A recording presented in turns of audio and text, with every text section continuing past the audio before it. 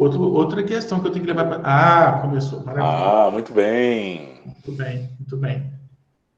Bom, boa noite, pessoal. Estamos agora iniciando aí o nosso segundo momento, né, da nossa 11ª Jornada Científica das Faculdades Integradas Viana Júnior, especificamente aqui para os cursos de negócios, que a gente abrange, né, os alunos do curso de administração, os alunos do tecnólogo de gestão de pessoas, gestão de RH, e os alunos do tecnólogo de gestão e logística. E hoje, né, nesse momento agora, nós temos aí 3 pesquisadores, posso classificá-los assim. Vocês não estão aqui apresentando palestras, vocês estão aqui comunicando, né, resultados de pesquisas que vocês brilhantemente desenvolveram.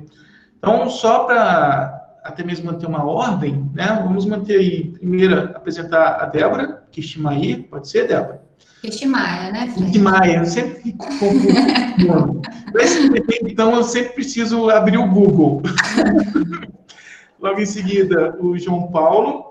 E a terceira a apresentar a Camila Fábio. Tá? Então, Débora Kishimaya, aluna formada em... Aluna já não é mais aluna, né? Administradora, formada pela Universidade Federal de Juiz de Fora, mestre em administração, né, pela UFJF, atualmente professora do IFET Sul de Minas, né, assumindo aí as disciplinas de administração no IFET Sul de Minas, e tem também a participação no GEPO, que é interessante fazer esse gancho, né, porque a gente teve a apresentação do Vitor Paradella agora há pouco, que é o nosso líder principal lá do grupo, né, e a Débora é a secretária, diretora que cobra da gente lá as nossas atribuições do GEPO. E a Débora vai apresentar a pesquisa Manifestações de Comportamentos Retaliatórios e Autoanulação, análise de conteúdo com vítimas de assédio.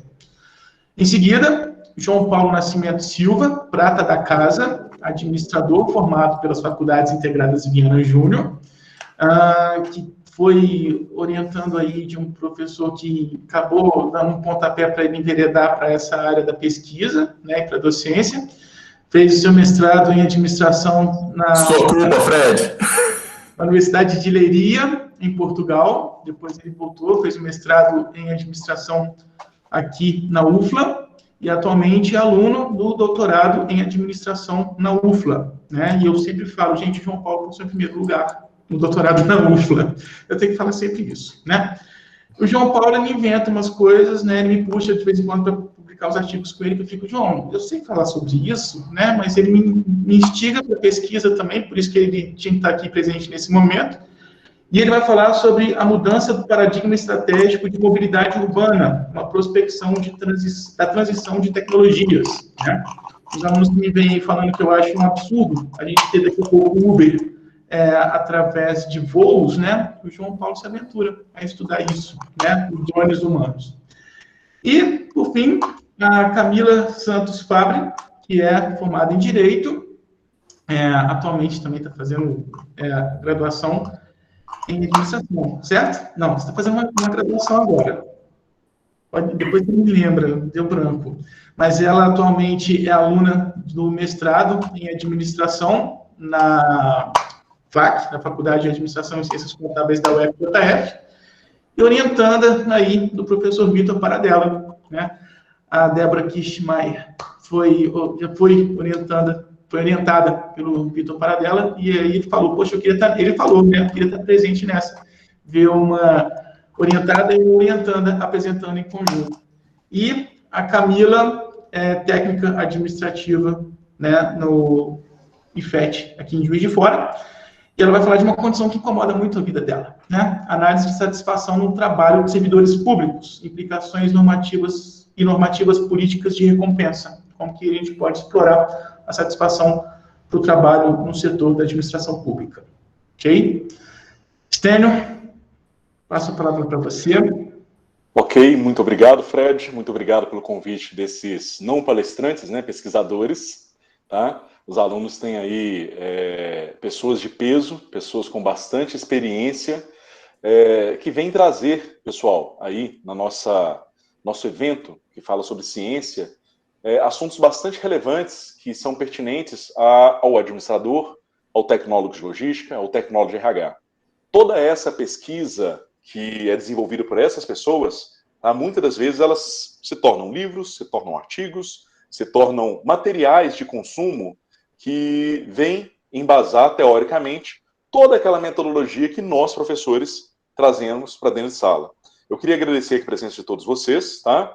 É muito bom contar com vocês aqui, trazer a experiência de vocês, as pesquisas de vocês aqui para os nossos alunos. Muitos dos nossos alunos estão hoje no primeiro período, não entendem muito bem o que é uma pesquisa acadêmica. Ah, poxa, mas eu sou do curso de RH, sou do curso de logística. Tem pesquisa para essa área? Sim, tem sim. No primeiro horário, a gente teve uma pesquisa bem interessante apresentada pelo professor Vitor Paradella, da área de pessoas. Então, a gente tem, assim, uma infinidade de temas. E eu falo, é sempre importante relembrar que não só os cursos de negócios, os alunos não estão participando daqui. Eles também podem estar participando aqui dentro dessa apresentação, tá? Alunos dos cursos tecnólogos de sistemas e também alunos do curso de Direito. Agora há pouco mesmo eu recebi no WhatsApp alunos preocupados. Ah, Stênio, eu vi um tema muito legal lá no Direito que eu gostaria de participar. Posso participar? Eu falei, óbvio, todo conhecimento é rico, todo conhecimento agrega valor, tá? Toda pesquisa vai fazer você pensar aí um pouquinho diferente daquela normativa que você tinha nos últimos anos, né? Bom, então é isso, tá? Desejo a vocês uma boa apresentação. Fred, obrigado, tá? Pela organização do evento e estamos aqui acompanhando. Um grande abraço para vocês, a palavra de vocês. Muito bem. Débora, pode começar então? Você compartilha dela, qualquer coisa eu vou te chamar aqui no microfone, tá? Se você não conseguir visualizar a gente aí. Beleza, vocês estão conseguindo visualizar? Ainda não. Ixi, peraí. Deixa eu tentar de novo. Uhum. Qualquer coisa também, se você quiser, pode me mandar o arquivo no WhatsApp web, que eu posso abrir aqui para você, se você preferir. Vamos ver se agora vai. Agora tá indo. Tá indo? Uhum. Aí. Bom, então, Fred, qualquer coisa você me aciona aí, tá? Sim, senhorita. Fica tranquila. Então, pessoal, boa noite. Primeiro, obrigada pela oportunidade, né, Alviana, de trazer essa perspectiva de abordar a pesquisa, que é algo que muitas vezes, assim, partilhando mesmo um sentimento meu, não é muito valorizado, mas que eu vejo um potencial muito grande, ainda mais quando a gente pensa em termos de gestão, como o professor Stênio falou mesmo, a partir de problemáticas vivenciadas falando de gestão de pessoas, né, por trabalhadores, por organizações, por gestão de pessoas nessas organizações, é que, de fato, a gente identifica um potencial de uma pesquisa. Então, eu acho que tem que ser valorizado, e por isso eu parabenizo a instituição por trazer essa perspectiva dessa jornada aí muito bacana.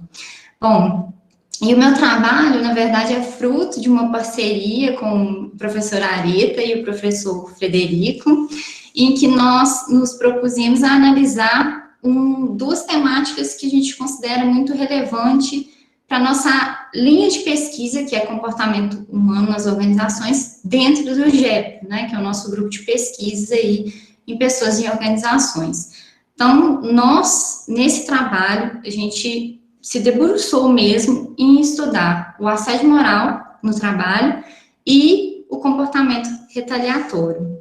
Bom, passou, gente, acho que travou aqui para mim. Travou aí? Aqui não mexeu em nada, não. Peraí. Deixa eu dar uma aqui que travou tudo. Travou o seu computador? Travou a apresentação. Entendi. Qualquer coisa pode dar o Ctrl Alt dela e finalizar a tarefa. Não tá passando, não. Não.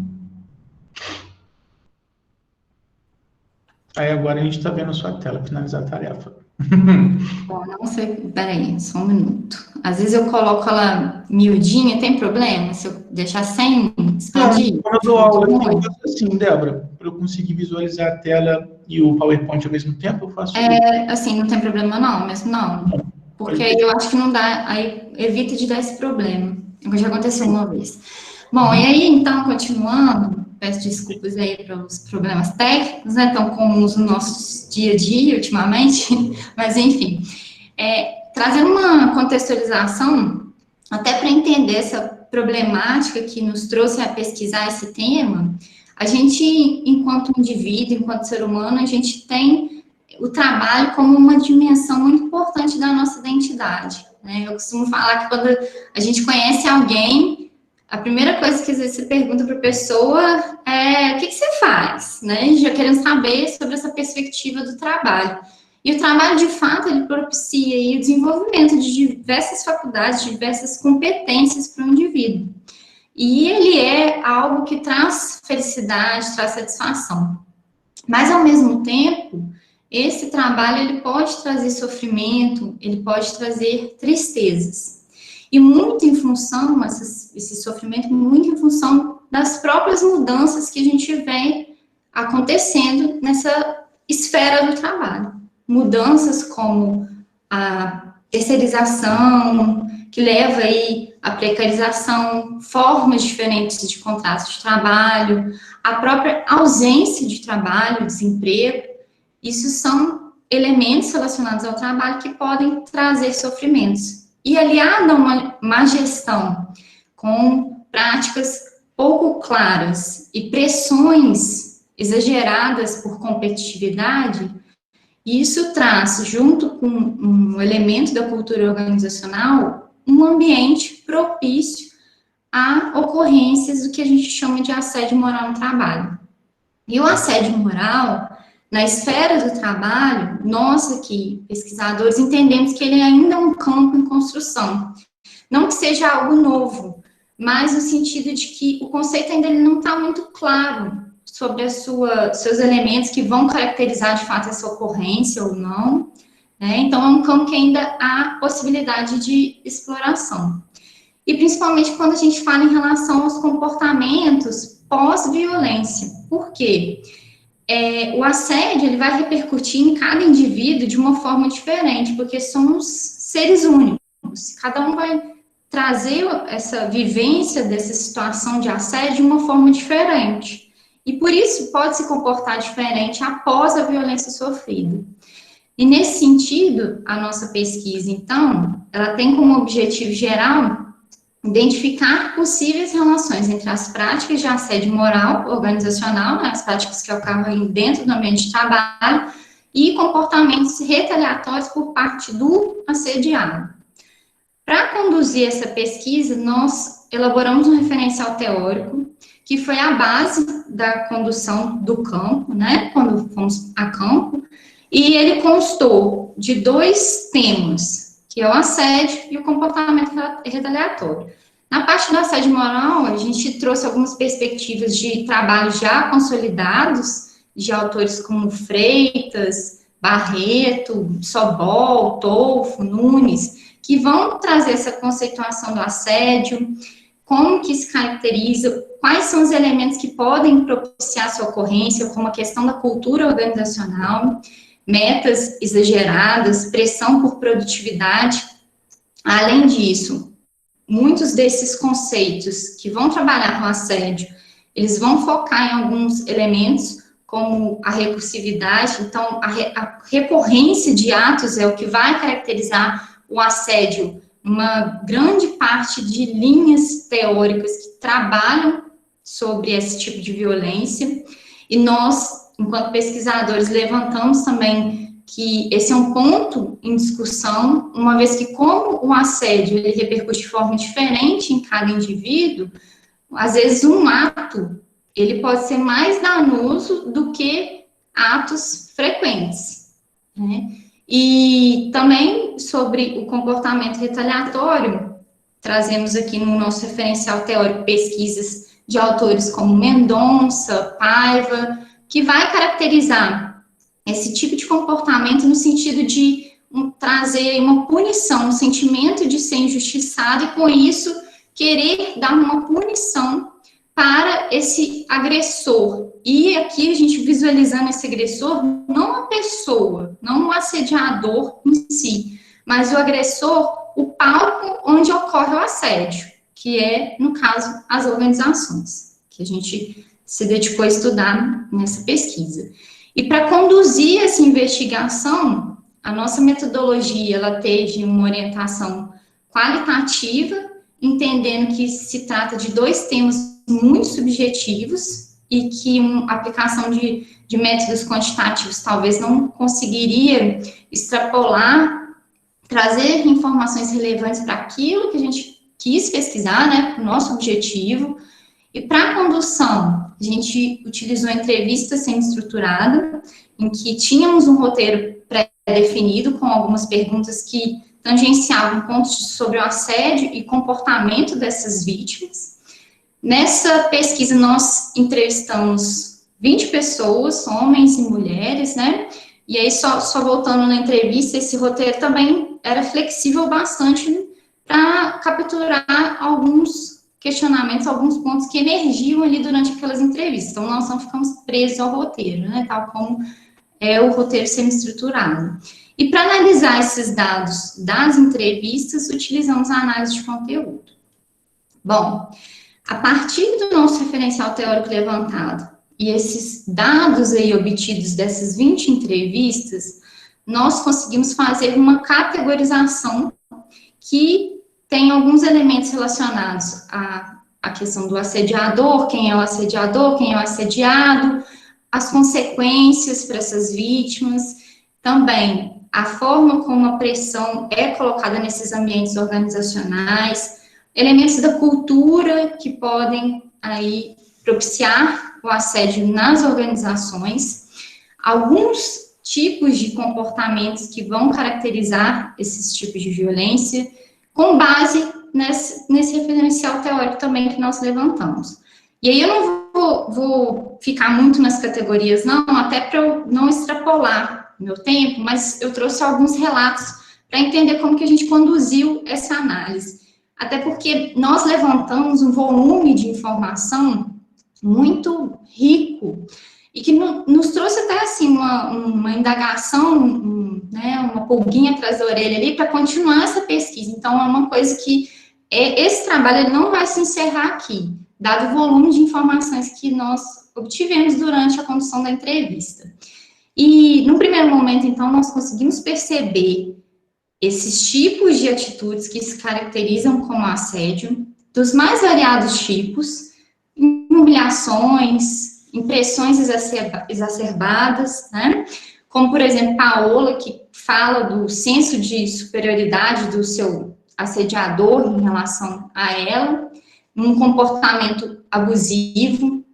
Outro depoimento, que foi o de Amanda, que fala que as tarefas que ela executava foram retiradas da sua responsabilidade, e com isso ela ficou com tarefas mais operacionais. E isso, dependendo da situação, pode ser caracterizado numa situação de assédio moral no trabalho.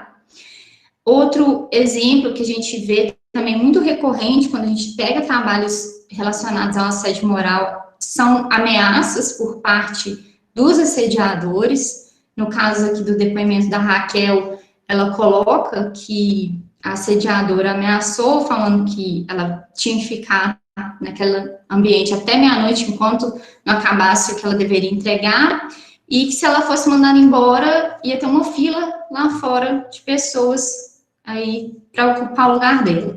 Esse é um tipo de ameaça que pega num ponto muito estratégico do ser humano, que é esse medo de perder o emprego, ainda mais em momentos que a gente vivencia uma crise, uma situação econômica difícil, como nós estamos passando agora, com muitos desempregados, a pessoa vai se sujeitando àquela situação pelo medo de sofrer aí um momento de desemprego na sua vida. Outro depoimento que foi muito forte na nossa pesquisa, e é claro que quando a gente trabalha com essa perspectiva do assédio, para nós pesquisadores também é muito difícil tocar nesse ponto. Em outras pesquisas, nesse momento não aconteceu, mas em outras pesquisas sobre a temática, eu já tive situações de pessoas que choravam mesmo ali, relembrando daqueles momentos, então é algo bem, assim, subjetivo, que a gente, enquanto pesquisador, tem que tomar muito cuidado, né, e ter todo ali um preparo para conduzir aquela conversa, de deixar a pessoa à vontade e, ao mesmo tempo, se for preciso, até mesmo interromper aquela conversa. Mas um dos depoimentos que a gente ficou, assim, muito a gente lembra muito durante essa pesquisa foi esse que merece até ser lido. É o da Raquel. Ela conta: eu usava cabelo anelado, nunca mais usei. Agora só produto químico. Eu não consigo. Cheguei um dia para trabalhar, minha coordenadora direta virou e falou assim. Aliás, ela deu um grito. Nossa, o que é isso? Aí eu me olhei de cima e embaixo e pensei, o que foi? Tô rasgada? Tô suja? Aí ela falou, pelo amor de Deus, esse cabelo aqui nunca mais. Esse cabelo miojo, não. Faz o favor de fazer escova nesse cabelo. Então, a gente veio aí um tipo de humilhação que, infelizmente, quando nos deparamos com depoimentos como esse, nós ficamos pensando, meu Deus, isso acontece mesmo no ambiente organizacional?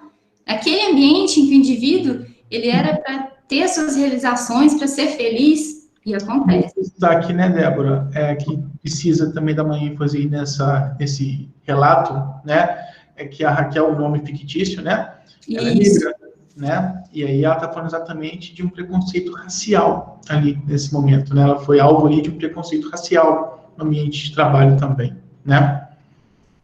Isso aí. Só fazendo um parêntese, né, que eu até esqueci de falar antes, nós, na pesquisa, utilizamos nomes fictícios e em que as pessoas convidadas a participar, elas sugeriam um nome que a gente poderia dar como pseudônimo, né, justamente para preservar o anonimato mesmo e resguardar essas pessoas que estavam ali participando. Então, como o Fred falou, ficou claro aqui uma questão do preconceito, da humilhação de algo que não tem nada a ver com a perspectiva do trabalho, da realização de atividade, nada disso. Bom, sobre o comportamento retaliatório, é também algo muito difícil de se identificar, porque você não consegue perguntar para a pessoa assim, você se sentiu injustiçado, você boicotou a empresa? A pessoa, muito provavelmente, ela não vai responder de uma forma tão direta. Então, esses comportamentos, né, no sentido de ter vontade de punir esse agressor, eles têm que ser, assim, levantados de uma forma muito sutil. E, para isso, nós utilizamos uma questão, uma pergunta que era uma situação hipotética, em que uma situação que uma trabalhadora, ela vivenciava uma injustiça e ela tinha um determinado comportamento retaliatório. E nós perguntamos o que os entrevistados achavam desse comportamento. Além dessa questão, outros pontos das entrevistas surgiram algumas falas indicando esse tipo de comportamento, né? Como o Jorge, por exemplo, que ao passar por situações aí de assédio, ele quer sair mais cedo daquele ambiente, quer se ver livre daquele ambiente o mais rápido possível. André, que fala até mesmo de reter informações, podendo prejudicar aí a empresa.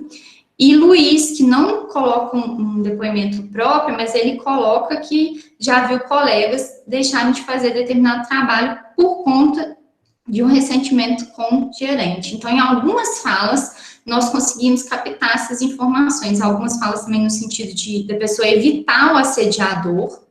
Então, nesse sentido, às vezes, alguma informação que deveria ser conversada por evitar essa situação prejudica também esse ambiente de trabalho.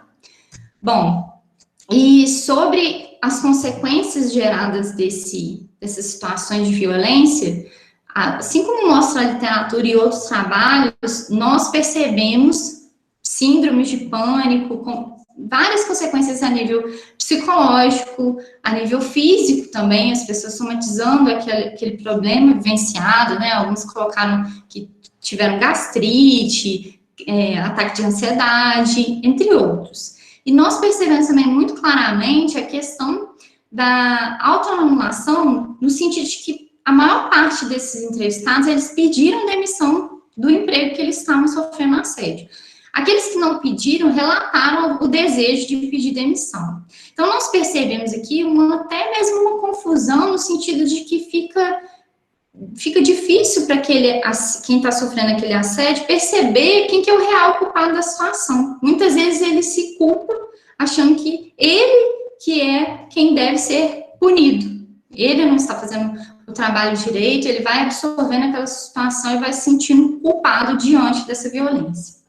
Bom, finalizando, a gente tem outras, né, como eu falei, a gente tem outras categorias, mas para não estender, como achados nessa pesquisa, ficou claro que o assédio está em qualquer ambiente de trabalho. Nós entrevistamos pessoas de organizações privadas, organizações públicas, Então, entendemos que é algo que deve ser pauta da gestão, porque a organização ela pode ser corresponsável dessas práticas, né, uma vez que são essas organizações que vão estimular ou coibir a partir aí das suas políticas, principalmente políticas de recursos humanos. Quando fica claro que a organização não aceita esse tipo de comportamento, isso não dá margem para que ele aconteça. Se acontecer uma vez, aquele assediador vai ser punido, enfim. Entre os sujeitos, quando a gente perguntou em relação ao comportamento retaliatório na situação hipotética, ficou claro que a maior parte deles acreditam que a organização não deveria ser prejudicada em função desses comportamentos aí do assediador. No entanto, como a gente mostrou nos depoimentos, alguns demonstraram uma perspectiva de comportamento retaliatório nas suas falas, né? Como evitar contato com o assediador, sair mais cedo, reter informações e até mesmo demorar para executar determinada tarefa. E a atitude de autoanulação que nós percebemos mais evidente foi o desejo e até mesmo o pedido mesmo efetivo de demissão dos empregos. Como consequências, a diminuição da autoestima, desmotivação, insatisfação, o que a priori a gente pode entender como algo relacionado à perspectiva individual, mas que nós sabemos que todos esses elementos são importantes quando a gente pensa em produtividade dentro das organizações. Então, quando a gente trabalha temáticas relacionadas ao assédio, é importante entender que todos nós saímos prejudicados, indivíduos que ficam doentes, sociedade como um todo, porque acaba tendo uma sociedade doente, são pessoas afastadas, muitas vezes, aí dos seus empregos, e a própria organização que perde aquela força de trabalho e fica aí com uma imagem negativa perante a sociedade. Bom, pessoal, desculpa se eu me estendi, mas era isso que eu queria trazer em relação à nossa pesquisa, e fico à disposição depois aí, se tiver algum questionamento sobre o tema abordado. Muito obrigada. Perfeito, Débora, perfeito. Eu tenho um monte de pergunta, tá? A pesquisa me atiça umas perguntas assim, tá? Muito obrigado, muito obrigado. Bom, pessoal, eu volto a enfatizar aí com o pessoal, né? Podem ir fazendo perguntas aqui no chat, que depois eu vou abrir o chat e vou passar tudo que foi mencionado, tudo que foi questionado, tá? Mas, de todo modo, a gente também vai ter abertura depois aí para perguntas. João, você me mandou aqui no WhatsApp, você quer que eu abra aqui ou você consegue projetar daí? Eu te mandei caso eu não consiga. Tá bom.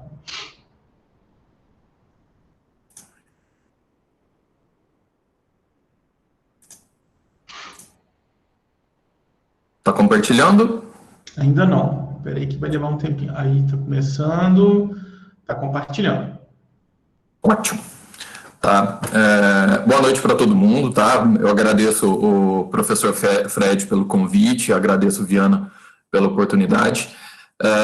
Como o Fred falou, eu sou doutorando do Programa de Pós-Graduação em Administração da UFLA, tá? Eu faço parte do Laboratório de Mobilidade Terrestre e do Grupo de Estudos em Redes, Estratégia e Inovação da UFLA. Eu vim apresentar para vocês o trabalho sobre a mudança do paradigma estratégico no mercado de mobilidade urbana, como eu faço parte do Laboratório de Mobilidade Terrestre e Mobilidade Urbana, tá? Uma prospecção da transição de tecnologias, as tecnologias de veículos a combustão para as novas tecnologias que estão surgindo. Não está passando, né? Não, tá paradinho aí. Agora mexeu, Uhum. Ok. Esse trabalho ele foi apresentado num congresso no INGEMA, no ano passado, tá? É um congresso da USP.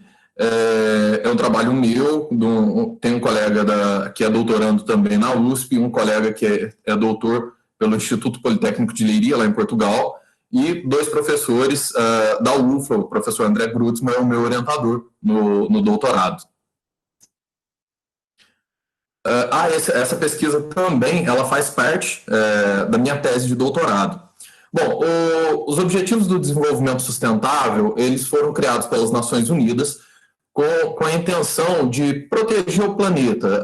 Eles servem como um norte para empresas e países poderem pensar em formas diferentes de proteger o planeta, melhor qualidade de vida. e eles equilibram as três dimensões do desenvolvimento sustentável, que é o desenvolvimento econômico, social e ambiental. No setor automobilístico, existem muitas pressões governamentais, sociais, da população como um todo, por produção de energias mais limpas, mais sustentáveis. Tá? Nisso, as companhias elas têm investido muito na tecnologia de veículos elétricos, que a gente já consegue ver por aqui dentro do Brasil, tá? De veículos autônomos. Hoje nós temos 6 níveis de automação, do nível 0 até o nível 6, 0 sem nenhuma automação, e o nível 5, desculpa, até o nível 5, automação total. Tá? Nós ainda não temos veículos com automação total, eles estão em fase de teste, mas já temos veículos intermediários com algum tipo de automação, e temos os EV-Tools, que são veículos que serão elétricos, serão autônomos, tá? E vai ter eles vão ser veículos de transporte urbano aéreo, tá? Então vai ter essa vertente aérea de transporte de pessoas também, tá? Então é necessário a gente entender a dimensão desse paradigma hoje dos veículos a combustão, tá? É um paradigma econômico, mudando todo esse ecossistema que vai ser voltado para um paradigma tecnológico, social e ambiental, e também a adaptação das empresas aos objetivos do desenvolvimento sustentável. Por isso, o objetivo desse artigo é analisar as principais empresas que desenvolvem tecnologias de veículos automotores, de mobilidade urbana, tá? Sob a ótica dos objetivos do desenvolvimento sustentável. Para quem ainda não viu os EV-Tools, eu coloquei algumas imagens aí. Tá? Os 2 primeiros modelos são da Airbus, o segundo, inclusive, é um modelo que vai acoplar a um veículo autônomo. Tá? Tem o modelo da Bell Nexus e o modelo da Embraer X. A Embraer X ela é a subsidiária da Embraer, empresa brasileira, que desenvolve a tecnologia de veículos dos EV-Tools. Os Objetivos do Desenvolvimento Sustentável estão aí, são 17 da ONU.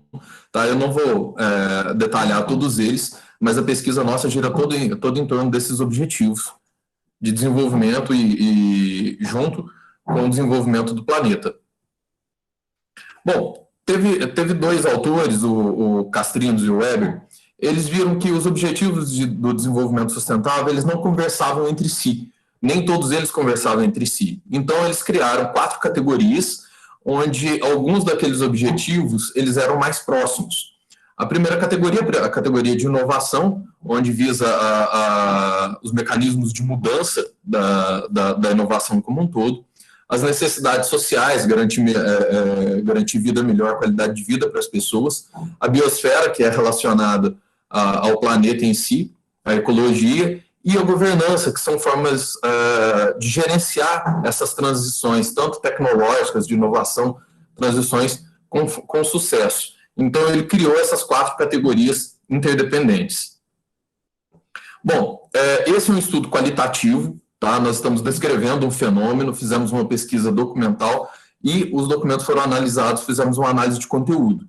Nós utilizamos a lista da Forbes, das maiores empresas do mundo. Tá, eles têm uma metodologia própria para poder designar quais eram as maiores empresas. Tá? Foram selecionadas na lista da Forbes as empresas que desenvolviam alguma tecnologia de veículos a combustão, veículos elétricos, ou autônomos, ou dos EV-Tools. Nós coletamos a missão, visão e valores, entramos no site de todas as empresas, tá? Verificamos quais delas produziam essas tecnologias e coletamos a missão, visão e valores. Tá? As que não possuíam informações sobre tecnologias, essas tecnologias, ou não possuíam informações sobre as missões, visões e valores, foram retiradas da pesquisa. Eles foram categorizados com base nos 17 objetivos do desenvolvimento sustentável, e ao todo nós trabalhamos com 40 companhias que analisam, que trabalham com essas tecnologias. A primeira análise com relação aos objetivos do desenvolvimento sustentável, os objetivos de indústria, inovação e infraestrutura, cidades e comunidades sustentáveis, trabalho digno e crescimento econômico, produção e consumo sustentável foram os mais destacados. Tá? E as missões deles são diretamente relacionadas com o desenvolvimento da mobilidade urbana, tá? E também com a evolução da tecnologia, a transição da tecnologia de combustão para os veículos elétricos, autônomos e os EV-Tools.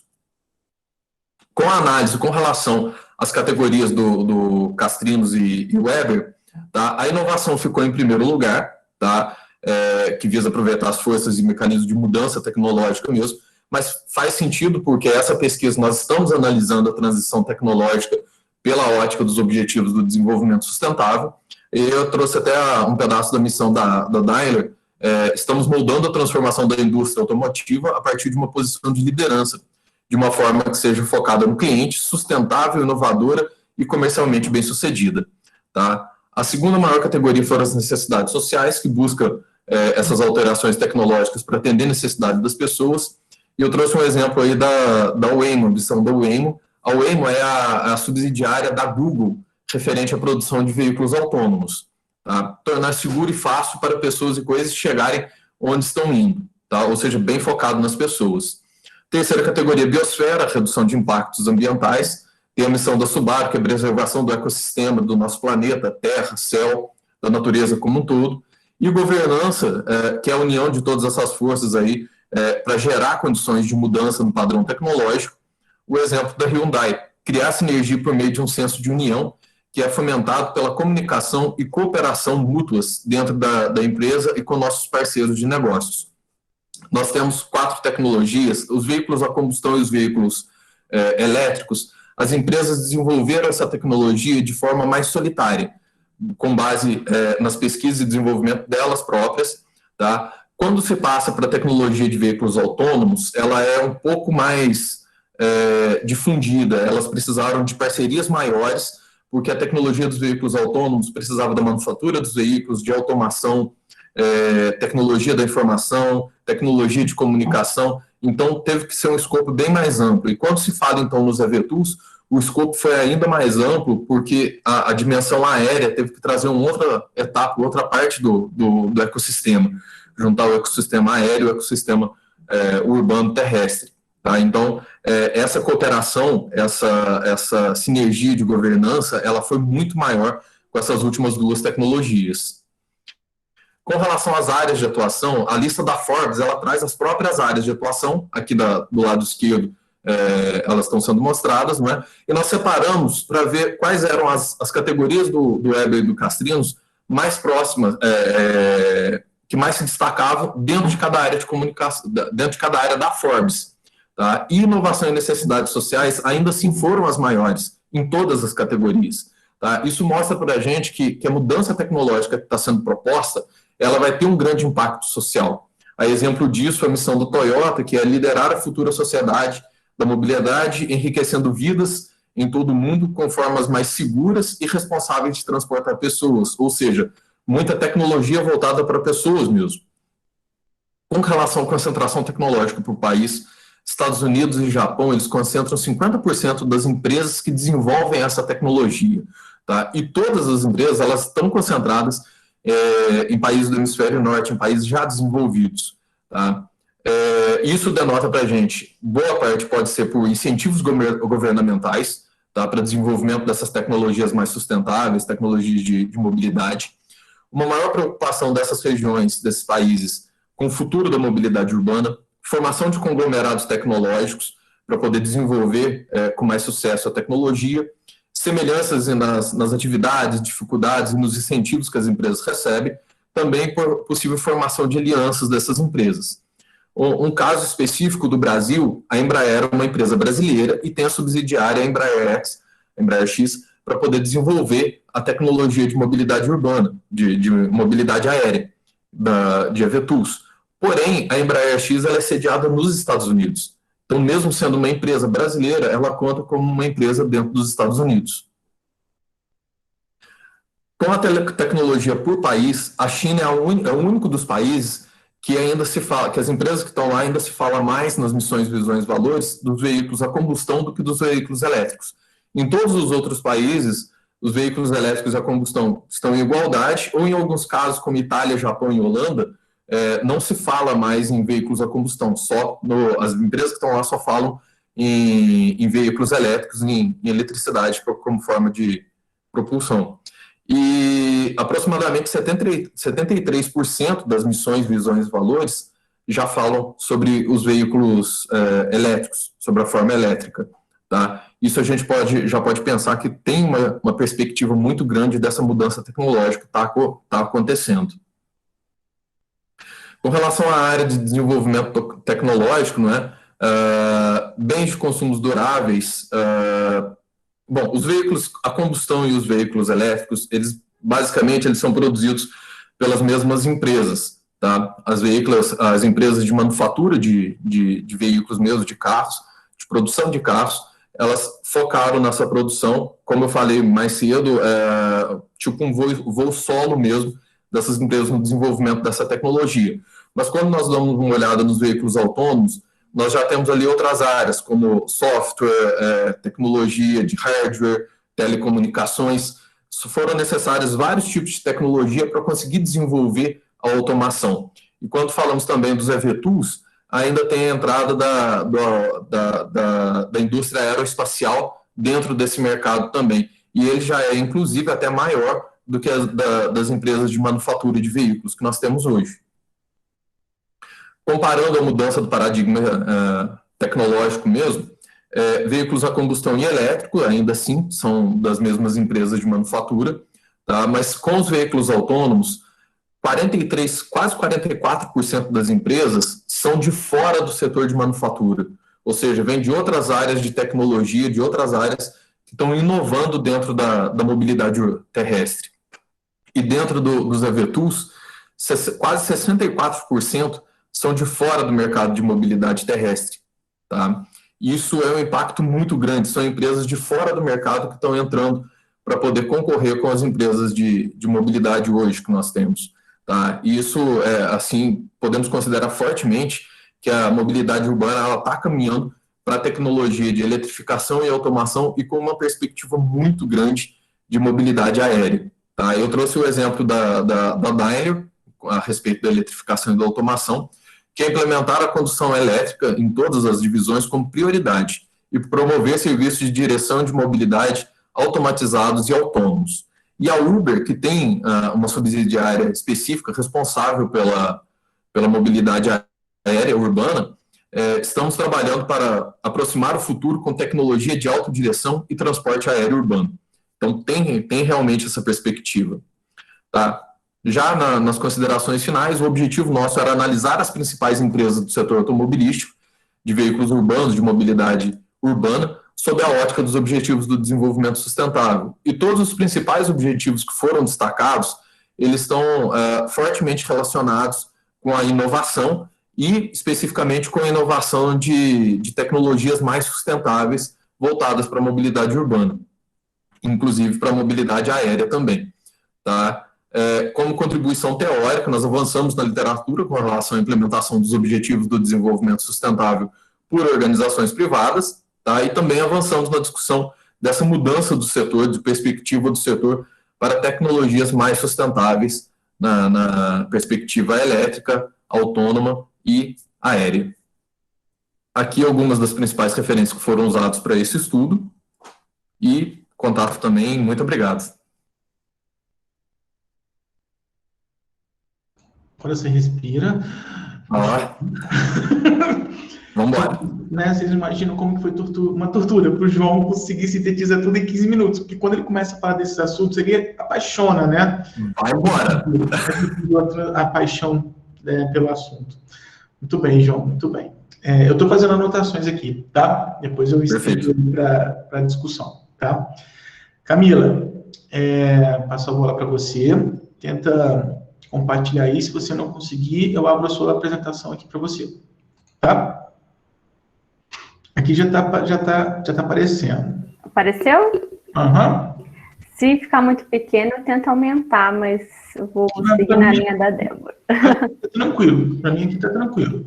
Então, vamos lá, então. Gente, quero agradecer o convite do professor Fred aí e para todo mundo que está assistindo. E é uma responsabilidade, depois de João e da Débora, vir apresentar. Eu vim trazer um recorte da minha pesquisa do mestrado, visto que eu ainda estou na fase de coleta de dados. Na verdade, eu finalizei a coleta de um questionário e ainda pretendo fazer uma entrevista. Então, ainda falta um caminhar aí. Mas o meu mestrado, né, ele veio decorrente do meu cargo, que eu sou servidora pública no Instituto Federal, o Fred até me apresentou como tal no início, e como servidora pública, técnica administrativa e qualquer outro servidor, a gente tem algumas inquietações nessa área, né, de desenvolvimento do nosso eu ali dentro da instituição. E o meu mestrado mesmo veio decorrência dessas inquietações, principalmente em relação à satisfação no trabalho. Eu, como servidora, os servidores, né, entram animados e dependendo da cultura do órgão, então cada órgão tem a sua especificidade, a gente tem diferentes órgãos, por exemplo, a Justiça, os institutos federais, as universidades. Então, cada órgão, mesmo sendo da administração pública, tem as suas especificidades. Então, é importante, né, como foi próprio apresentado no início, vocês aí nos cursos, né, dessa área de gestão de pessoas e correlatos, é importante vocês entenderem que cada organização tem a sua especificidade. Então, é um universo de estudos, tanto de forma geral, vocês podem buscar estudos, né, estudar de forma geral nas organizações ou focar numa organização que você tenha contato. Então, é importante que a pesquisa, ela tenha esse leque, né, de você fazer um estudo de caso na organização que você está inserido, buscar os ensinos, as teorias e aplicar nessa organização. E também você buscar aí um estudo de forma global, né, de como que está acontecendo de uma maneira global. Então, a minha intenção no mestrado foi estudar o meu ambiente de trabalho, que é o Instituto Federal do Sudeste de Minas, né, que tem hoje 11 unidades. Eu trabalho aqui na unidade de Juiz de Fora, no campus Juiz de Fora, mas ainda tem 11 unidades. Então, eu procurei estudar essas 11, né, tentar verificar como que está essa situação da satisfação. E eu trouxe para vocês uma conversa um pouco sobre o porquê, né, como que construir o meu referencial teórico e como que a gente busca aí analisar a satisfação no trabalho em específico dos servidores públicos, principalmente dos técnicos administrativos em educação. A gente tem no Instituto Federal também os docentes, né, que são os professores, mas eles têm, eu vou falar um pouquinho mais à frente, que a carreira, né, dos servidores públicos, elas são regidas por leis. Então, cada carreira, ela tem uma lei específica. Então, o TAI tem as carreiras, a lei específica, o docente também, e qualquer outro cargo aqui comentou que tem direito também assistindo, por exemplo, se você for na Justiça, tem as leis das carreiras da Justiça, então, cada cargo no serviço público tem também a sua especificidade legal. Pois bem, por que eu quis falar de recompensas, né? Porque os teóricos, né, vêm trazer que um sistema de recompensa bem estruturado, abro até um parênteses, né? Quando a gente fala em recompensas, a primeira ideia que vem é o salário. Só que no conteúdo teórico, a gente percebe que recompensas é muito mais amplo. Tem o salário, sim, ele é até classificado como recompensas monetárias e extrínsecas, mas a gente tem várias outras recompensas que o gestor de pessoas e o gestor da organização, né, ele pode se preocupar em construir um sistema que abarque as pessoas. Por quê? O Fred, por exemplo, pode ser incentivado com salários altos, né? A gente já chama, Fred, vou te dar uma bonificação nesse mês, ele ficar super feliz. Mas, por exemplo, a Débora, ela não se liga tanto pelo salário, ela gosta de ser bem tratada, ser reconhecida. Então, a gente tem um sistema de recompensas que busca alcançar os desejos e as necessidades dos trabalhadores. E você construindo esse sistema mais adequado para esses trabalhadores, tem a tendência de aumentar a satisfação no trabalho. Não é uma relação matemática, mas você construindo um sistema de recompensas adequado, você gera maior satisfação. E o servidor, qualquer funcionário, né, satisfeito, pode melhorar o seu desempenho. A mesma Débora, na sua apresentação, ela disse, né, que uma das consequências do assédio é a insatisfação. E o funcionário insatisfeito, ele não entrega direito à organização. Ele pode deixar de ir na organização por motivos de saúde, por exemplo. Então, quanto maior a satisfação, maior a tendência aí do desempenho dele. E quando a gente fala de um setor público, qual que é o resultado do desempenho do servidor? É a prestação do serviço público. Então, é a melhoria da prestação do serviço público. Então, a sociedade ali, ela ganha com isso. Porque um dos objetivos do Estado, né, da administração pública, é fornecer para nós, cidadãos, serviços públicos. Então, o servidor satisfeito, ele vai afetar na ponta para o cidadão que recebe aquele serviço. E no caso do Instituto Federal, é o serviço de educação, de projetos de pesquisa, de projetos de extensão. A gente tem, né, a questão como uma instituição de educação, a gente tem todas as suas vertentes. Pois bem, então a gente trazendo essa análise do sistema de recompensas e a prestação de um serviço público, eu trouxe aqui para vocês, embasado em diferentes autores, inclusive no professor Paradella, né, o Vitor, que foi o meu orientador, os desafios comuns da gestão de pessoas. Eu trouxe esses desafios comuns, que ele é independente de onde você está, se é setor privado ou setor público. Um dos desafios é você alinhar os objetivos do trabalhador com o da organização, de modo que o trabalhador ele caminhe junto com a organização, que a organização cresça e o trabalhador também. E as teorias de gestão de pessoas, ela vem nesse sentido de que as pessoas na organização são super importantes. O componente orgânico ali, né, das pessoas, ele que movimenta a engrenagem da organização. Não é um software apenas, não é, vamos dizer, não é os equipamentos, não é a estrutura. Tem organizações hoje que nem estrutura física tem mais. A gente vê, né, por exemplo, nessa época da pandemia, um boom aí do home office, mas já havia organizações que não tinham estrutura física. Então, as pessoas são protagonistas. Então, o gestor tem esse desafio de fazer com que realmente elas se tornem protagonistas. Outro desafio é fazer práticas de valorização dos trabalhadores. Tem organizações que ainda têm essas dificuldades, podem ocorrer até no assédio, conforme a Débora apresentou. Tem vários desafios para trazer essas práticas de valorização dos trabalhadores. E, por consequência, construir um sistema de recompensa adequado e eficiente. Porque, como eu disse no início, né, o sistema de recompensa ele vai abarcar diferentes frentes. Isso é um desafio para qualquer gestão de pessoas.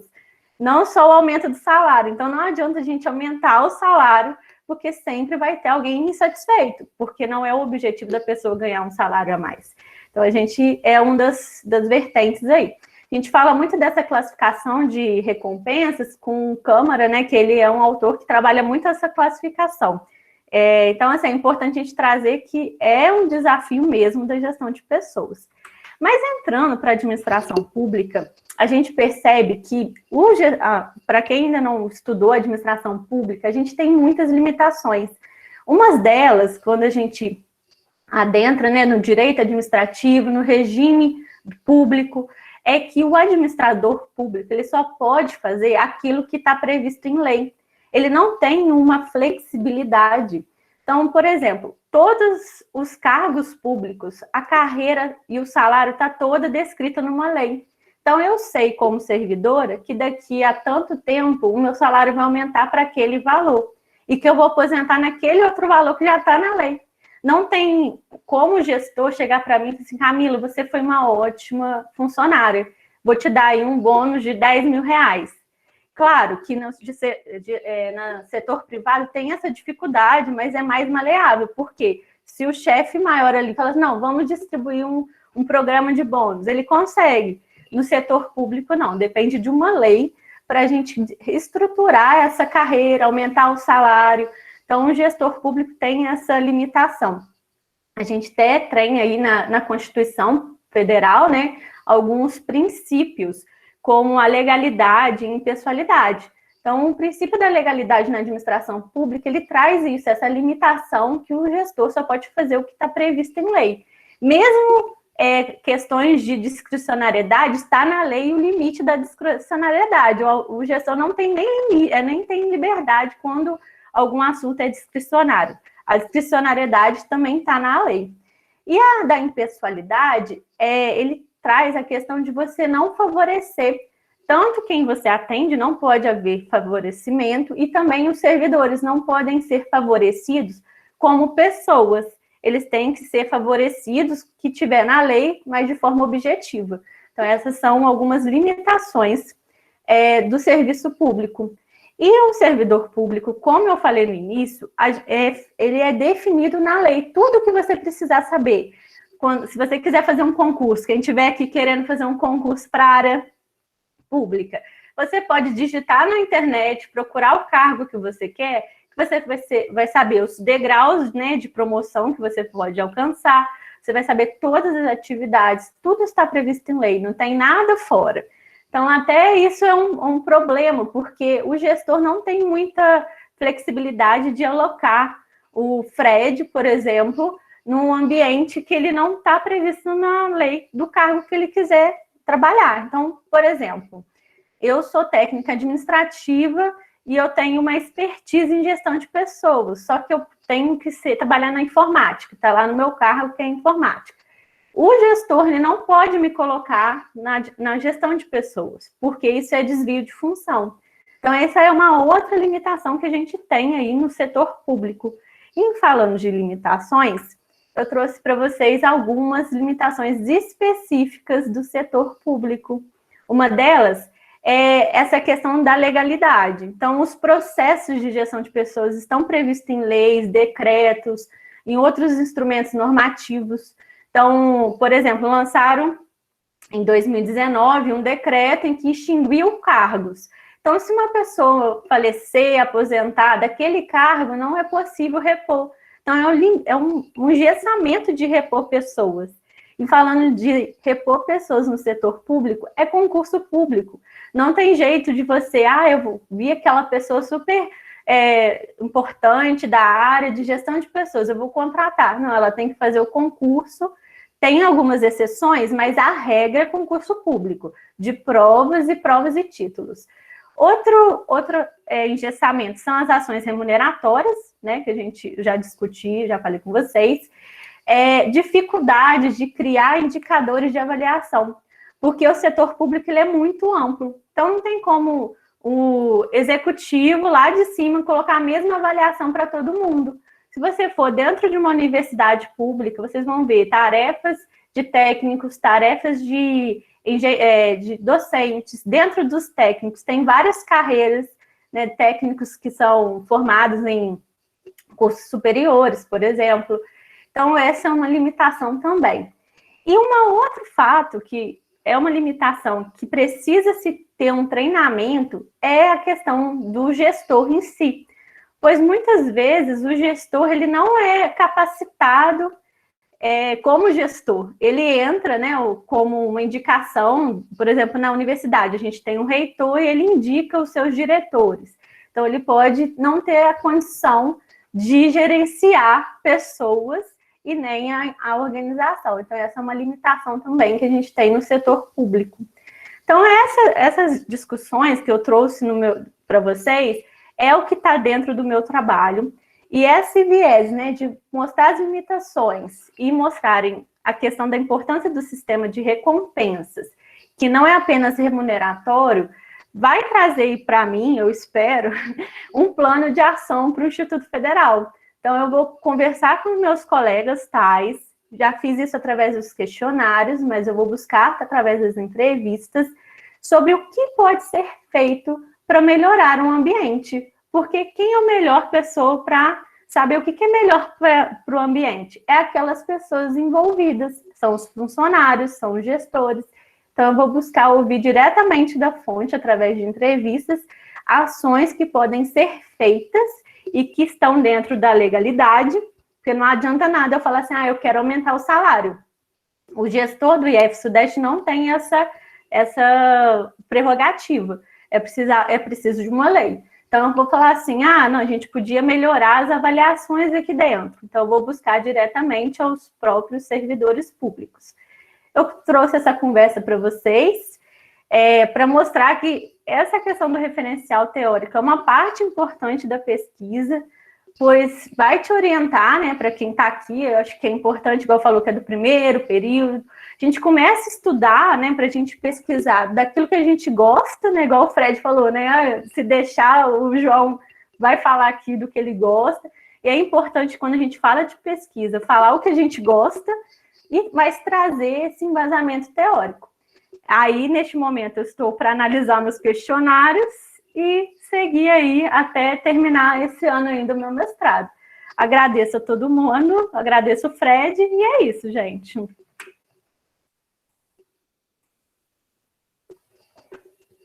Muito bem, lindinha. Gente, eu sou fã dessas meninas, né?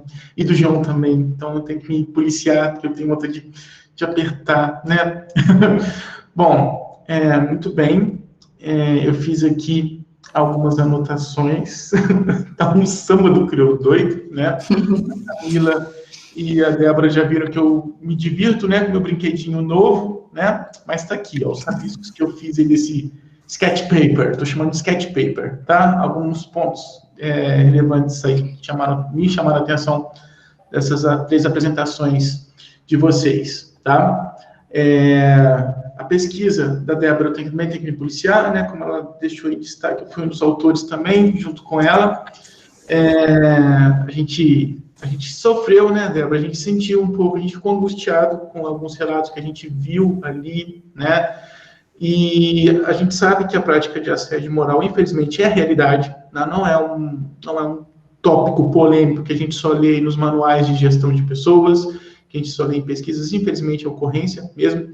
Então, a gente precisa, sim, né, falar mais sobre isso, né, cutucar a ferida mesmo. Os alunos aqui do RH, eu falo muito com eles em aula, eu falo, pessoal, vocês não estão fazendo uma faculdade para ficarem restritos só a atribuições operacionais de departamento pessoal.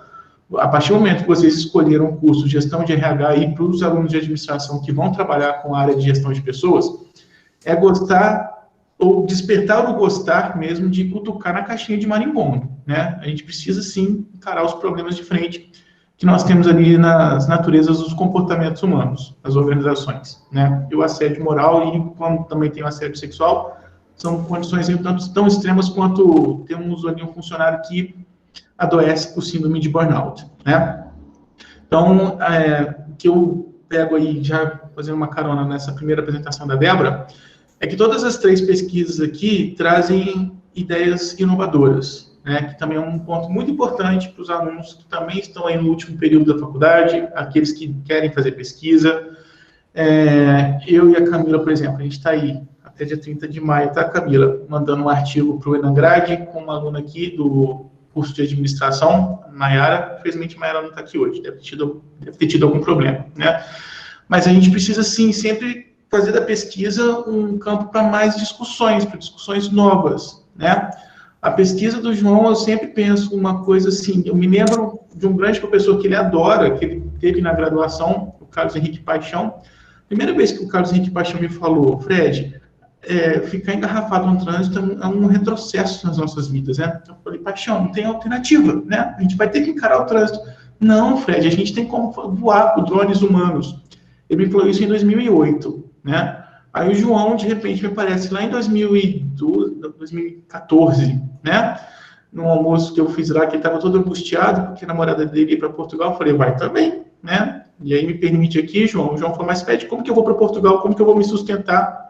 Eu falei para ele, vende seu corpo, né? Vai junto. E aí ele volta de Portugal desbravando esse assunto, né? De falar de drones humanos. Eu falei, João, isso é influência do Paixão na sua vida, só pode, né? Porque são as 2 únicas pessoas que me falaram dessa loucura aí. Depois eu comecei a ler nas bibliografias da Revolução 4.0. Então, o tema do João é inovador nesse sentido, né? De falar de algo que ainda é pouco pesquisado. Ele tem aí alguns planos, né? Se a vida não acabar puxando ele lá para a França, que é o centro de referência que a gente tem aí sobre essa temática. Mas é interessante que o João, ele leva, né, da graduação para a pesquisa de pós-graduação dele, a paixão pelo desenvolvimento sustentável. O João foi atrevido nesse ponto, ele me puxou para ser orientador dele, para falar de gestão do desenvolvimento sustentável. Eu falei, nossa, João, é minha praia, né? Mas, enfim, foi o primeiro congresso de administração que eu fui na minha vida, foi para apresentar o TCC dele. Então, assim, a Débora traz essa proposta inovadora, né, de falar aí de políticas e a necessária intervenção do RH, né, sobre os casos de assédio no trabalho. É imprescindível que a gente pense, né, novas ações, e isso pode ser decorrente, sim, de registros de pesquisa. O João, acho que uma grande contribuição que ele traz, especialmente para quem está totalmente over no assunto, né, é destacar as principais empresas do mundo que já estão desenvolvendo aí a mobilidade urbana, né, pelo transporte terrestre, pelo transporte aéreo, a conjugação dos dois tipos de transporte. E a pesquisa da Camila, né, tem aí esse grande destaque, especialmente, além de dar aula para a faculdade, vocês sabem que eu também dou aula para concursos, né, e nesse mercado, então, de preparatório para concursos, é incrível como que o discurso de entre para a carreira pública, seja um concursado público, como que isso é enfiado mesmo como uma lavagem cerebral, né? Pronto, você passou um concurso, você está estabilizado pelo resto da sua vida. Mas a gente desconsidera, tá, e depois, quando você estiver lá? Né? E aí, como é que você vai continuar seguindo a sua vida, se você tem todas as limitações pelas próprias leis do servidor público, né? E a Camila, pela formação do direito, ela explora isso, agora está conjugando com o mestrado em administração para poder articular, né? Eu acho que a pesquisa dela tem esse caráter transdisciplinar por causa dela mesma, né? Pela formação dela. Então, é muito interessante aproveitar aqui, especialmente dessa apresentação de vocês três, essa condição de que a gente pode, sim, propor, né, novas perspectivas, romper paradigmas, né, com o que a gente venha a desenvolver aí dos nossos estudos, né. Então, foi interessante lá na pesquisa da Débora, análise do comportamento retaliatório, que a gente acabou também não encontrando tantos comportamentos retaliatórios assim, e a gente acaba mesmo perpetuando, né, a condição de vulnerabilidade, mas a gente conseguiu tirar leite de pedra, também para destacar isso, né. O João, também essa condição de conjugar, ok, já que nós vamos ter novas modalidades de transporte, como que a gente pode envolver isso aí com a gestão da sustentabilidade de energias limpas, né? E a Camila, né, a condição que as leis que deveriam ser a favor, elas acabam tendo aí essa brecha, né, ruim, porque limita, restringe como recompensar os servidores públicos, né? Quem sabe, agora eu vou inventar a carreira de terapeutas do trabalho no serviço público, né? Começar a distribuir cartãozinho aí nas portas das fundações, das autarquias, das empresas públicas, né? Tá infeliz com o seu trabalho? Venha conversar comigo, né? A gente poder desbravar para a psicologia organizacional no setor público também. Seria uma possibilidade aí, em decorrência de estudos igual aos da Camila. Tá ok? Bom, ninguém mandou pergunta aqui no chat, pessoal. Os meninos ficam tímidos, né? Mas é muito importante a gente ter mesmo esse aproveitamento desse tipo de encontro, né? Desse momento nosso. A gente aproveitar muito isso, porque não basta, pegando carona na fala do Vitor, né? Não basta a gente receber apenas uma formação, a gente continuar sendo aquela formiguinha que todo dia sai do formigueiro para trabalhar e voltar com algum dinheirinho, né? Para voltar com algum sustento. A gente precisa, sim, da pesquisa para a gente ter perspectivas críticas, né? Para a gente questionar a realidade, para a gente ver o que está um tanto estranho, que a gente pode vir a sugerir novas soluções. E esse também é um compromisso com a nossa formação, né? O que a gente pode realmente melhorar, o que já existe aí. E vocês três, né, se debruçaram sobre esse propósito, né? Estão se debruçando sobre esse propósito, né? As três pesquisas aqui, elas continuam, né? Isso também é muito interessante. Elas vão continuar, né? Então, eu queria agradecer muito, muito de todo o meu coração a participação de vocês, né? João, prata da casa, Camila também prata da casa, Débora, acho que, não sei se é o seu primeiro contato aqui com Viana, né? Sim. Então, eu quero, sempre que puder te puxar mais, eu quero te puxar mais, porque você tem muitos estudos muito interessantes, especialmente aqui para os alunos de administração e de RH, né? A gente tem a mesma paixão, então seja muito bem-vinda, né? E se esse aqui for um primeiro desafio para que você possa também vir a apresentar outras contribuições. tá? Muitíssimo obrigado pela dedicação, pela determinação, pelo imediato. Claro, aceito, topo, né? Só a Camila que eu tive que fazer. Olha, Camila, você não se atreva. Mas ela veio, né? Então, muito obrigado mesmo pela participação e disponibilidade de vocês, tá? Querem falar alguma coisa? Não, Fred, assim, é só agradecer mesmo, né, a participação de todos aí que ficaram até o final e parabenizar mesmo a instituição, você aí que coordenou, mediou a nossa sessão, obrigado pelos comentários, né, apesar de você estar na pesquisa, mas às vezes, assim, a gente sempre tem um olhar diferente quando a gente lê o trabalho de novo, enfim, é muito bacana mesmo esse evento, tá? Obrigada aí. João? Só agradecer, Fred, obrigado mesmo, obrigado pela oportunidade, obrigado pelo imenso empurrão para a carreira acadêmica, tá? Você tem, sim, uma participação gigantesca nessa carreira aí que eu estou construindo, então, obrigado mesmo, obrigado por tudo. Camila? Camila queria da casa, né? Eu queria só agradecer mesmo o empurrão do Fred também, que o Fred adora empurrar as pessoas para fazer as coisas. E agradecer a todos que estiveram presentes e ter dividido aqui esse evento com a Débora e com o João e com o Fred também. E agradecer ao Viana por receber a gente. Só isso. Ok. Muitíssimo obrigado também. Agradecer aqui, né? Agora até 2 minutinhos, a gente estava ainda com mais de 80 pessoas, né? Então, também agradecer aí a presença de todos, né, estarem aqui atentos, acompanhando as propostas de vocês, as contribuições de vocês, né. Eu não tenho esse golpe nas minhas aulas, não, ó. 80 alunos me assistindo ao vivo, intimidade é um problema sério, né. E a Lorena está aqui agradecendo, a Bianca também está agradecendo, tá. Então, estendo aí esses agradecimentos, pessoal. Muito obrigado mesmo. E continuamos aí nas nossas lutas, nas nossas pesquisas, tá? Beijo. Marcelo, não sei se o Marcelo está aqui. Oi, tô sempre. Pode fechar a gravação, meu caro.